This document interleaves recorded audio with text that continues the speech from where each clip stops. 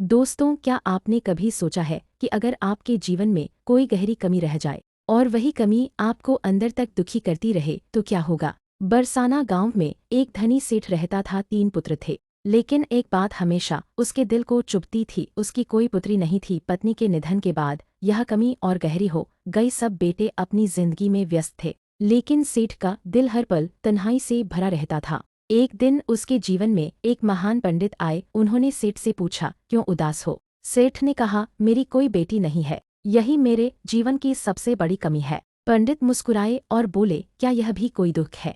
अपनी लाडली बेटी के रूप में राधा रानी को क्यों नहीं अपनाते। जिस चीज की कमी हमें सताती है वही भगवान पूरा कर देते हैं। यह बात सेठ के दिल को छू गई। उसने तुरंत राधा रानी की मूर्ति घर लाई। हर दिन पहले उन्हें भोग लगाता, फिर स्वयं भोजन करता, रात को उनसे बातें करता जैसे अपनी लाडली बेटी से करता हो। धीरे धीरे वह पूरी तरह विश्वास करने लगा कि राधा रानी सचमुच उसकी बेटी है। फिर एक दिन उसके घर चूड़ी बेचने वाली आई। उसने तीनों बहुओं को चूड़ियां पहनाईं। तभी अचानक एक और कन्या सामने आई और बोली, मुझे भी चूड़ियां पहना दो। चूड़ी वाली ने सोचा कोई मेहमान होगी और उसे भी चूड़ी पहना दी। लेकिन जब पैसे लेने का समय आया तो उसने चारों के पैसे मांगे। सेठ ने कहा, मेरे घर तो सिर्फ 3 बहुएं हैं। रात को जब सेठ सोया तो राधा रानी उसके सपने में आईन। उन्होंने कहा, बाबा, आपने चूड़ी वाली को मेरी चूड़ियों के पैसे क्यों नहीं दिए। जब आप मुझे अपनी बेटी मानते हो तो मेरी चूड़ियों का हक क्यों नहीं चुकाया। यह सुनकर सेठ की आंखें नम हो गईं।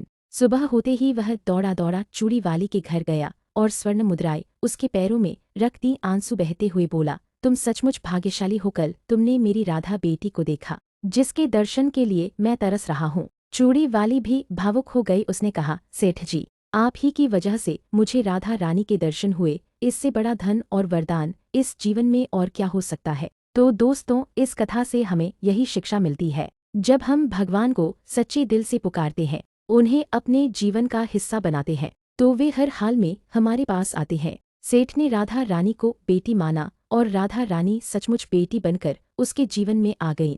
इसलिए आज से आप भी अपने जीवन की कमी को दुख मत समझिए, उस जगह भगवान को बिठाइए और देखिए आपका जीवन कैसे आनंद और कृपा से भर जाएगा।